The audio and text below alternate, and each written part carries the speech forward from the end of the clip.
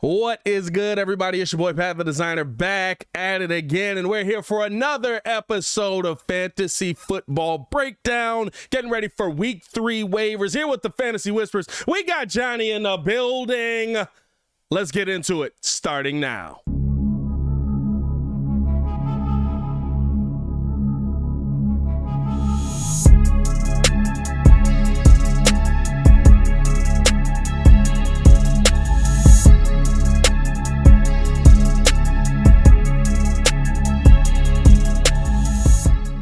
Now, if you are new to the channel, please like the video. Please subscribe to the page. We'll be talking fantasy football all year long, so make sure that you get in tune with us on that, man. And as always, man, got one of my guys from the Fantasy Whispers in the building. We got half the team in the building. We got Johnny in the building. Johnny, what's going on, man? Dude, what's good? Hey, listen. Thanks for having me back on. Yeah, holding up the other side. Big Travie out today. Yeah. But doesn't matter, man. I'm gonna bring you all that good fantasy advice. I know you. Hey, I know week 1 you were skeptical, but hey, I just gotta say, how did those Bears do against those 49ers? Listen. Week one worked out for us. Yeah, I mean, week 2, we'll move past that one real quick. Hey, it's the Packers. We got the 49ers. That was a good one. Yeah. So it's looking good. That's the goal, man. Just keep it looking good, man. Well, let's jump right into this, right? Because we got a lot of things fantasy-wise that we want to get into because there's a lot to break down, especially seeing as how, right? I mean, listen, first question to you. Are you concerned, as we're 2 weeks in, by, I would say, a big drop-off from most of the guys that we thought were going to be heavy star power this year in fantasy football? And guys that were drafted high, right? If you ended up taking a Leonard Fournette or a DK Metcalf, you're hurting a little bit right now. Do you feel like this is something that's going to last? Should guys cut bait? Or are there fantasy guys that were high draft picks that you feel like, hey, get out now? Yeah, there are a couple, Pat, but you hit it on the head, right? A lot of those, specifically those top running backs, yeah. If you look at their points per game average, way down than from their normal or what you expected when you were drafting them right in the first round. Yeah, it is looking like the wide receivers, if you took those and went the early round, I mean, Stephon Diggs, hello, dude, welcome to the league, am I right? Dude, he was just scoring left and right on Monday night. So, yeah, it is interesting. I do think, though, like, you got to start – this is where you kind of veer off from just regular fantasy advice, and I don't think a lot of other podcasts do this enough, but strategy game. This is a strategy game. It's more than just who you play on Sundays and Mondays and, Thursdays.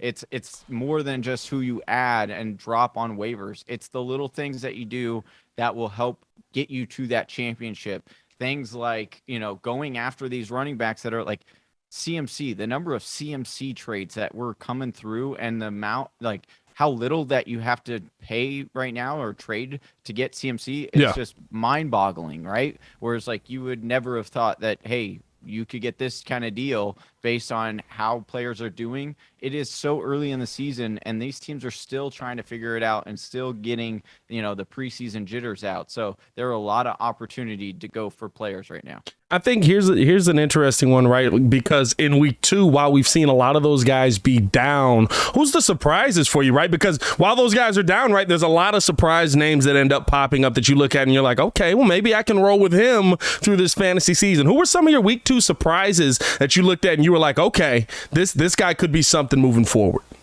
Well, what was really interesting, right, was like you had like Harris, like Damian Harris has been a guy that a lot of the industry was off. They were more on Ramondre. And no, it's been Damian Harris. So it's like, oh, he's been proven to be a top running back once more. He was a top 15 running back last year. And we all kind of thought, oh, it's Ramondre Stevenson time. But then you saw Damian come up a little limp on one of the last plays, holding his knee. It did not look good. Yeah. He apparently after the went to his press conference, said, "Oh, the knee's good. It's fine." So that is now something to monitor though moving forward. But yeah, just like, and Zeke, listen, Zeke looks good. And a lot of people were off of Zeke's bandwagon, but I was still on it because I was like, he still produces even when he's in there, and he looked healthy. but it's just not translating to fantasy. So that is one that continues to be, well, and then you got the Cooper Rush situation. Yeah. So not looking ideal there. But and then James Conner, that's another one. Watch that injury. He, rolled his ankle. He usually plays through ankle injuries, but Darrell Williams will be the handcuff. That's the guy that if you're looking for running back, I hope you went and got Darrell Williams. Are you more on, because you brought up the Dallas situation, right? Are you more on Tony Pollard moving forward or Ezekiel Elliott for the season as that number one point getter in the backfield? Ultimately, I still think it's Zeke. I think Zeke ends up being the point because he's going to get more touchdowns, and touchdowns are so much to fantasy scores and where a player finishes. And so Zeke's going to continue to get that barring any significant injury. And again, he looks good.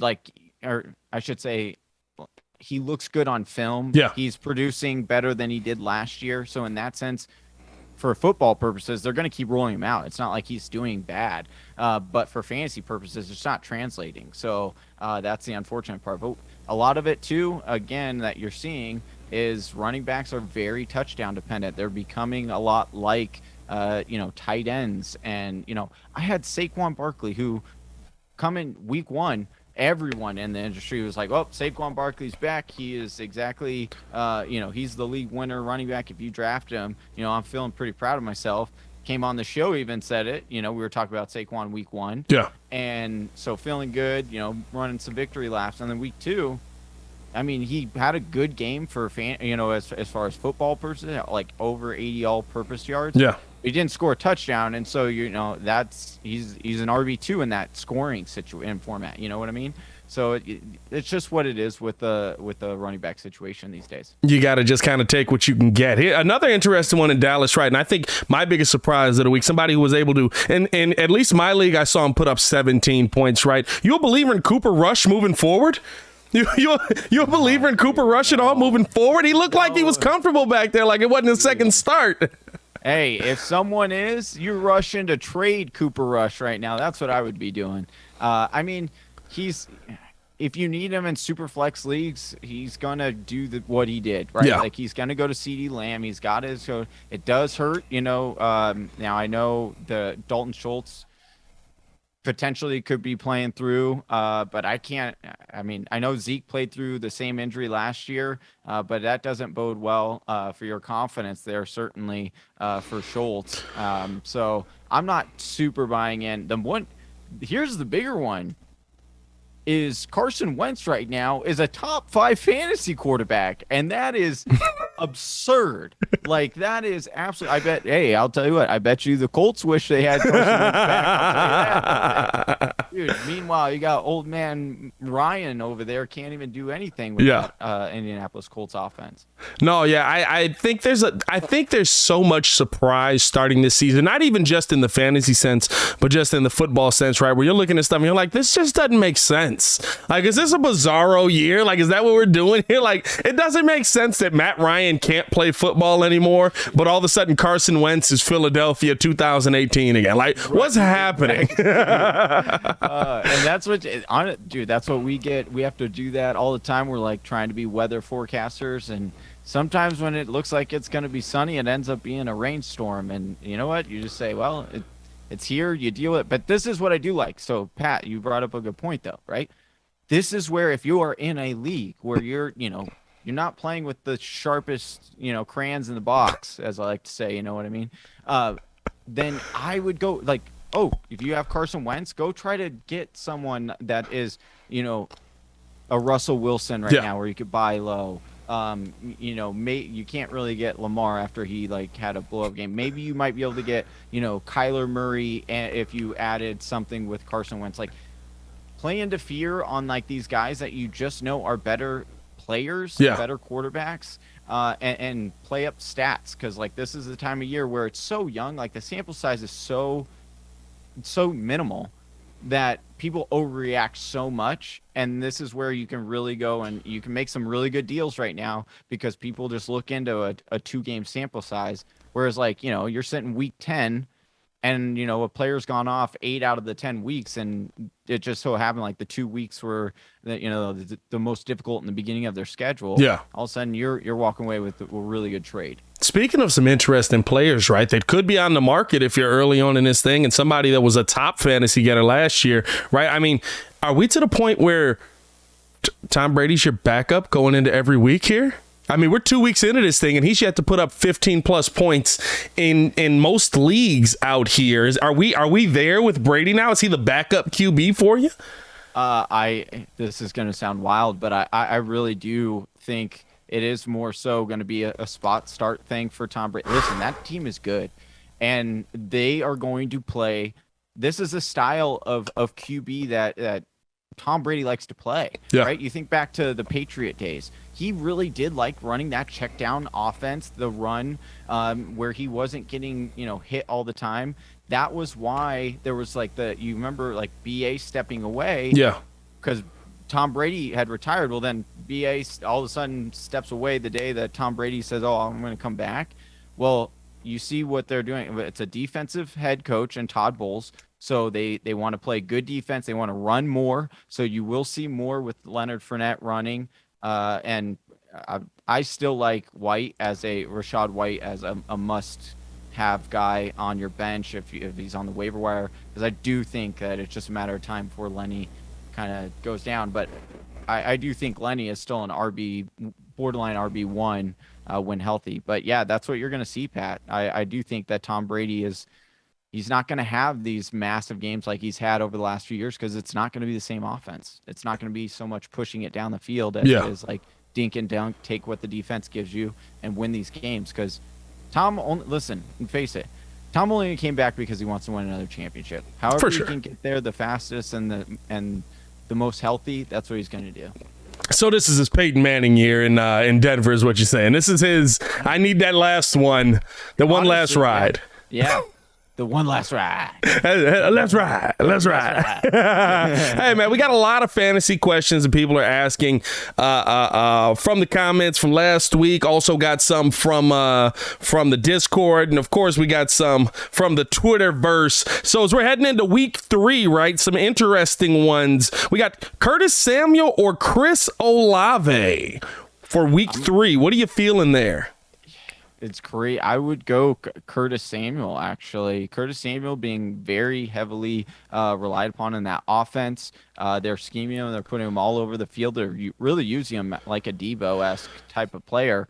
And, I'm aboard it now. I wanted to see the confirmation last week with Curtis Samuel, but after seeing it again last week in usage, I do think Curtis Samuel is the play over Olave. Listen, I do like Olave. He has that big play potential. Yeah.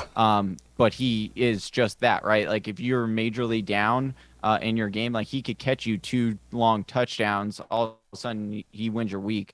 But that probability is a lot lower than Curtis Samuel is a safer play, but he probably doesn't have necessarily that major high ceiling because he's going to be more short yardage kind of guy.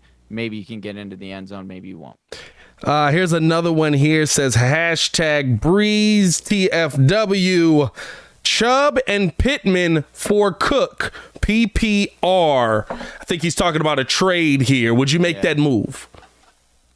I honestly, after the weekend that Chubb had this past week, you could probably just do a Chubb for Cook straight up, because Cook actually has been underperforming. He's another one of those underperformers that I'm actually targeting, because they will use him a lot more. That, obviously got majorly blown out. They had to abandon the run game against the Eagles. There'll be much better game scripts, much better schedule ahead for the Vikings. So I actually do like going after and getting Dalvin Cook, but I wouldn't do that trade. I think you're giving up too much. So I could think you could just do Chubb for Cook straight up now. Here's another interesting one, right? Because especially with getting into a little more meaty part of Detroit's schedule, says, should he go Amon-Ra St. Brown or Pittman? So Pittman's still dealing with some kind of injury. Don't know yet. Obviously, he missed last week. But he did return to practice today, so do monitor that. But Amon-Ra, listen, this guy is just, he is a sun god. That's exactly what his name. Well, yeah. And that's what he is on the field, because this guy is hella bright. I just used the word hella. I apologize. I'm of that generation, because when this dude is on the field, he is electric, and he just, listen, talent. You'll earn targets, and he earns targets every time he's on the field. He's just that good. He's become a surefire start for me. I'm not doubting him anymore. I would start him on. He's so interesting, right? Because it's like you're kind of waiting for that game where like Detroit looks like Detroit, and you haven't seen that in week 1 or 2. No, you know why? Because that's the Dan Campbell way. Yeah. He'll bite you on it. He'll bite you on it. Here's another one. Hashtag Breeze TFW. Should I go CD Lamb or Drake London flex spot? Ooh, this is a tough one. Drake London really showing out last week. He had a welcome to the NFL rook kind of game. I would still go CD Lamb with Cooper Rush. Cooper Rush actually loves to target CD Lamb. He's his favorite. CD Lamb's really good game this past week. So I'd still go. I wouldn't go quite as far, but I do have more confidence in Drake London moving forward. Drake London is. He really, it's so weird, right? Because I'm like, Atlanta's not good, but then Drake London, but Atlanta's so not good. But also, I know that's the thing. And you've got Kyle Pitts, but again, with rookies, just know you're going to be inconsistent. It's not going to be, every week. It's going to be what he had last week. Yeah. So, and especially in the NFL, when a rookie kind of pops off, they kind of put him in check the next week or make him a little bit more known during the week of preparation. Here's one. Hashtag Breeze TFW. By the way, I keep saying that because if you either tweet us or drop that in our Discord, you can get your question answered on the show, as you can hear. Got the question. Someone just offered me DK Metcalf for Curtis Samuel. I know it sounds crazy, but I don't feel great about DK this season because of how bad the Seahawks are. Please change my mind. I actually see, this is where I would make this deal. Sure, Curtis Samuel could definitely end up being the better fantasy player for the rest of the season. But in fantasy football, sometimes, like in this particular moment, you want to take advantage of things that you do know. Like DK is a physical freak. We know he's an alpha X receiver. He does have games with Geno Smith. Like Geno Smith does love targeting him. Yeah. So, and their schedule will get a little bit easier. They've had a somewhat difficult schedule. So I would make something, because Curtis Samuel still is not a surefire thing, as much as, I am coming around to him being a fantasy option this week. He hasn't done it for a full season. We at least know that DK can still be a top 20 wide receiver even without Russ. And let's be honest, is it really, are they really missing Russ? Like, Russ is over here, 15 for 41, and you got Geno over here throwing 24 for 27. I don't know if they really needed Russ back over there. So, but I would do this deal. The wild part is, right, I said this on the Breeze the other day too. I was like, dude, like, what you don't understand is that this just looks like what I've seen from the Packers the last 5 years. Anytime they get near the red zone or in the playoffs or need clock management. So I can tell that Nathaniel Hackett was handling the play calling in those situations. Yes, seriously, dude. It's brutal to watch. It's pretty bad. I'm not going to lie. It's pretty bad. Here's another one. Hashtag Breeze TFW. I need a wide receiver bad. Is this fair, or can I get more? Swift from Detroit for Sutton from Denver and CEH from Kansas City. Yeah. So they would probably be getting Sutton and CEH. They would be getting Sutton and CEH, I'm assuming, yes. Travis would be over. If Travis were on the show, he'd be like, smash it, absolutely accept.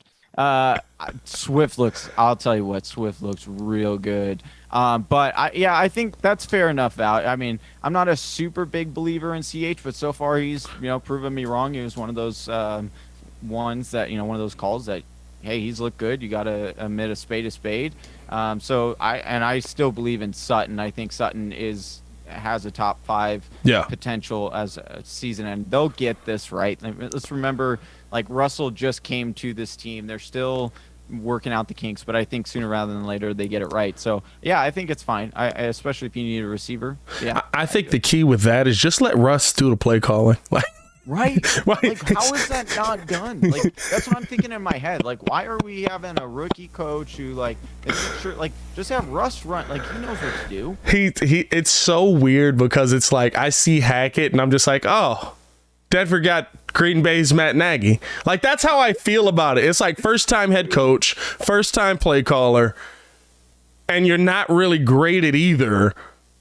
Maybe just let the guy who's been doing this and won a Super Bowl doing this and been to another one doing this, maybe let him call the plays. Right. I have a roster spot. No, that sounded bad. I have a roster spot free. Who should I pick up? It's very vague. Hashtag Breeze TFW. I guess throw out your best. This guy's left in most leagues. Keep an eye on him. Yeah, well, I mean, yeah, that's it was very open. It was like, who should I pick up? Okay. Yeah, I don't know how many people are in that league. It could be a 4-person league or 32. I don't know. But I would say Mahomes. Pick up Pat Mahomes. Safe bet. Yeah. Pat Mahomes, if he's on your waiver wire, definitely pick him up. No, I do. I like Wilson. I think that Garrett Wilson, he was one of the better rookies. He was my number 1 rookie coming into this year. Obviously went off in week 2. He's not going to do that every single week. I do like that as a long-term play, even though he plays for the Jets. The other one, Darrell Williams, like I said, already James Conner is banged up. He's been banged up before and missed a lot of time. If he goes down, it becomes Darrell Williams. He looked pretty good this past week, and this offense runs a lot, and they're in the red zone a lot. So that would be and listen, and he's already been an RB1 in Kansas City. So it's like we've already seen this before, this picture. So do yourself a favor and pick him up as well. This is an interesting one. Do I trust Mike Williams if Keenan Allen returns? Hashtag Breeze TFW. Yeah, I mean, you're definitely feeling more confident if BMW is just flying solo. There is no Keenan Allen. Yeah. Right. He is like, the dude averages like 75 receiving yards every single time Allen is out, or hasn't dipped below that. Some crazy stat like that. And obviously had the major blow up this past week on Thursday night. His production will go down a little bit, but the nice thing about it is his touchdown should increase still. So because there's not a double team, coming towards his direction. Yeah. So while his targets won't go, they won't be like in the 8-9 area. They'll be more in like the 4, 5, 6 area, but they're going to be better, more distance down the field, higher likelihood for touchdowns. Because that's the other thing is like, Keenan Allen doesn't really score touchdowns. BMW does, though. Yeah, I think that's the interesting thing. They have a weird dynamic of like, they've got 2 number 1s. Like when I look at their team, I'm like, they legitimately have 2 number 1s. Like there's not even like if he's out, he's gonna get 100+ yards. Yeah, absolutely. And you hit on that. There's like 3 teams every single year that have 2 wide receivers that are finish in the top 12 to 15 range. And usually they're one of them. It's like them, the Vikings, and Cincinnati. Yeah. So definitely like both of them.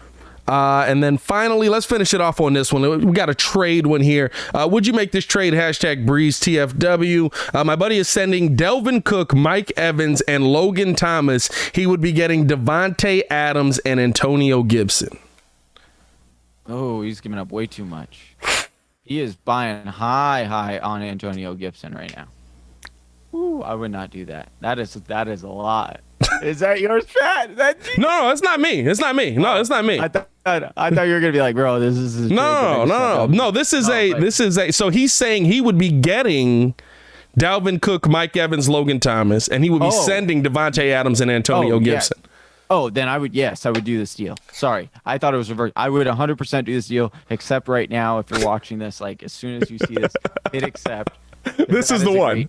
Yes, that's a great. This is those moments where you can sell some players really, really high, get other players at that should be higher than what they are currently. Not a believer that Davante Adams continues the high point totals moving forward. I do think that actually does continue, but Gibson, I do think with Robinson coming back, and they're still a time like J.D. McKissick is still getting passing down work, and then you're really relying on a touchdown, which Gibson theoretically wouldn't score. So you're basically trading Davante Adams for those other three players. So in that sense, I really like it. It's not bad either, right? You lose Mike Evans for a week. But, I mean, you've still got Dalvin Cook and Logan Thomas. Mike Evans will be back. He'll be fighting for Brady again. Don't worry about it. Exactly. And if anything, it helps because he's got that, sore hamstring anyway. So heal up the hamstring, healthy. Yeah, I like it. That's what the fight was for in realism. He was like, I need a week off, and I can't ask Tom for it. Right, exactly. This should just look like I'm sticking up for Tom. Realistically, I'm just trying to get myself some rest. I love the clip. It's Tom Brady. What do you want me to do? Johnny, as always, man, appreciate you for tuning in with us, man, and rocking with the show. What do you guys got coming up this week for people to tune into? And where can they find you? So we have the watch party. If you go to the Fantasy Whisperers, just search us on YouTube or on social media. We're doing watch parties for this weekend's games. We got Sunday lineup show. You probably hear my dog. He's talking and weighing in on his option. Yeah, he wants it as well. So yeah, we do those at night. So if you're around, want to come and hang out, learn some more fantasy strategy advice, or ask about your own personal lineup, just hit us up.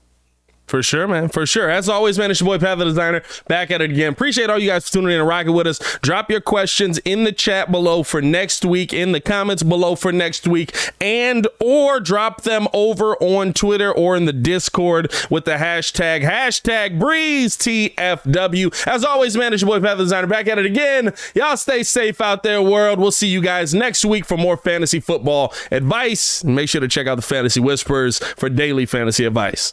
Peace.